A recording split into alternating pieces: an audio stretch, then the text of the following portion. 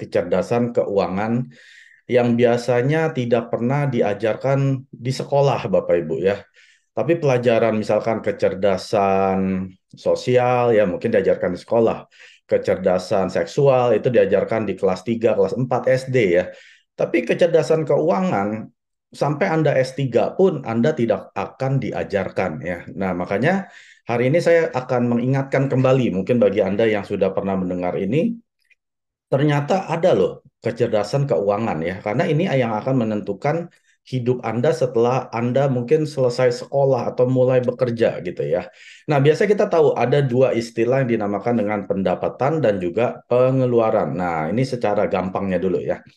Kalau pendapatan sama dengan pengeluaran, apa yang terjadi? Stagnan, artinya tidak ada perubahan apapun ya. Kalau pendapatan Anda lebih besar daripada pengeluaran, apa yang terjadi dengan Anda? Anda jadi orang kaya ya. Kalau pendapatan Anda lebih sedikit daripada pengeluaran, artinya Anda menjadi orang miskin. Nah, ini adalah tiga eh, rumus ya di dalam kecerdasan keuangan ini yang akan saya jelaskan lebih detail. Yang pertama, pendapatan. Ya, pendapatan ini artinya Anda mendapatkan uang, ya artinya keuangan Anda akan bertambah banyak. Pendapatan ini juga ada beberapa jenis. Yang pertama adalah pendapatan aktif, yaitu orang bekerja sebagai seorang karyawan. Anda menukarkan waktu dengan uang, ya. Artinya Anda bekerja 8 jam, Anda akan dibayar 8 jam. Berarti Anda harus aktif bekerja untuk mendapatkan uang tersebut. Lalu ada yang profesional. Ini adalah karyawan yang tadinya mungkin hanya D3 ya, lalu dia ambil S1, gajinya naik ya, atau yang sudah S1 ambil S2, gajinya double gitu ya, atau S2 ambil S3, gajinya lebih banyak lagi. Ini juga tetap aktif bekerja untuk menghasilkan uang. Atau contohnya pengusaha kecil ya, Anda punya warung, Anda punya toko kelontong, Anda punya eh, small coffee shop gitu ya, di mana bisnis Anda ini belum autopilot, artinya Anda nggak bisa tinggalin, tapi Anda harus ada di situ ya. Anda juga sebagai direktur pembelian, direktur yang masak ya, direktur kebersihan, direktur dan lain sebagainya. Anda semua mengerjakan sendiri, artinya Anda harus secara aktif bekerja baru bisa berpenghasilan. Pendapatan jenis kedua yaitu pendapatan pasif. Artinya Anda investasi ya, Anda beli properti, lalu Anda bikin seperti kos-kosan gitu ya, Anda bisa sewa-sewakan. Nah, ini bisa menghasilkan pendapatan pasif. Lalu yang kedua Anda mungkin punya sarang burung walet ya. Anda bangun rumah lalu mungkin Anda pancing gitu ya supaya burung waletnya hadir, lalu dia bikin sarang, Anda bisa jual juga. Nah, ini adalah pendapatan pasif. Lalu yang ketiga adalah franchise. Mungkin Anda punya uang berlebihan, Anda beli franchise Indomaret ataupun McDonald ya, Anda bisa berpenghasilan karena ini semua dijalankan secara autopilot. Ataupun network marketing ya, atau MLM. Nah, Anda juga bisa membangun bisnis ini di awal, lalu pendapatan yang dihasilkan oleh network marketing ini juga berupa passive income. Dan juga asuransi ya, tentunya pada saat Anda sudah mencapai posisi tertentu, Anda membangun tim, Anda juga bisa mendapatkan pendapatan pasif tersebut. Pendapatan yang jenis ketiga adalah portfolio. Ini Anda bisa dapat pada saat Anda mendapatkan capital gain. Artinya ada modal yang Anda investasikan pada saat misalkan properti ini naik, ya tadi Anda beli misalkan 3 miliar, lalu menjadi 15 miliar, artinya Anda mendapatkan capital gain 12 miliar. Ini yang dinamakan dengan pendapatan portfolio ataupun saham, bisa juga dengan logam mulia. Anda beli emas, batangan gitu ya. Sekarang harga emas misalkan naik menjadi berapa ratus juta. Nah, Anda mendapatkan pendapatan portfolio tersebut. Pengeluaran, ya ini artinya apa?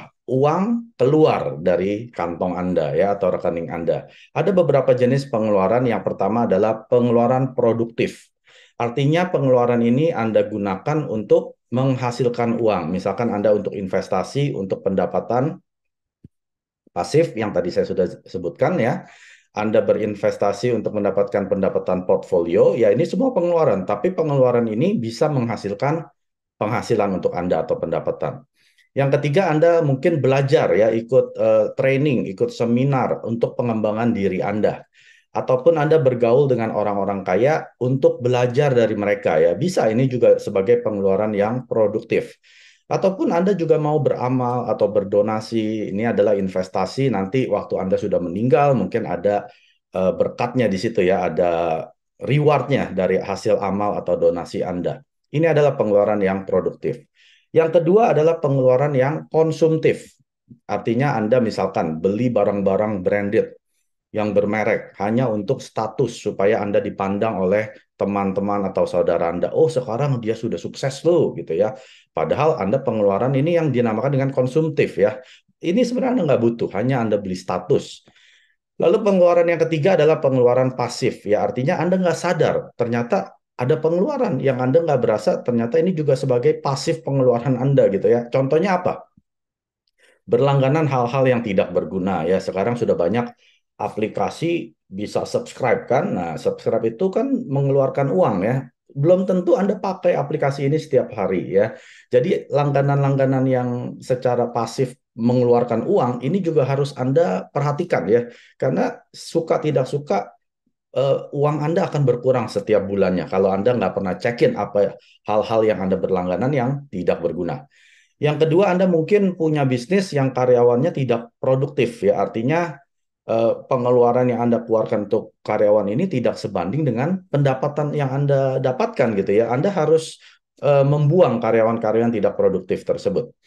Ataupun beli mobil yang tidak dibutuhkan, ya. Padahal misalkan perusahaan Anda sudah cukup mobilnya, tapi karena gatel gitu ya, ada mobil murah Anda beli. Nah, ini juga pengeluaran pasif yang sebetulnya mobil ini lama-lama depresiasi harga nilainya ya. Dan jenis pengeluaran yang keempat adalah yang tidak terlihat ya atau invisible spending. Ini adalah kalau Anda beli mobil-mobil yang depresiasi nilainya tinggi gitu ya. Contohnya mobil-mobil mewah ya atau mobil-mobil Jerman, misalkan Anda beli Mercy kan itu bisa sampai 10 miliar ya.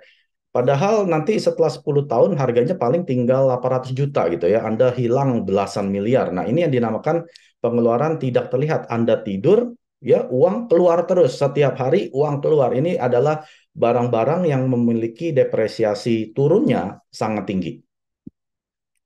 Nah, ini adalah kata-kata untuk mengingatkan kita ya. Kalau belum punya pendapatan, jangan boros-boros. Kalau baru punya pendapatan aktif, jangan kebanyakan gaya ya, karena ada rumus fisika seperti ini. Gaya sebanding lurus dengan tekanan. Kalau hidup Anda banyak tekanan, berarti Anda kebanyakan gaya. Dan yang terakhir, boleh bergaya kalau pendapatan pasif sudah lebih besar dari gaya hidup Anda ya.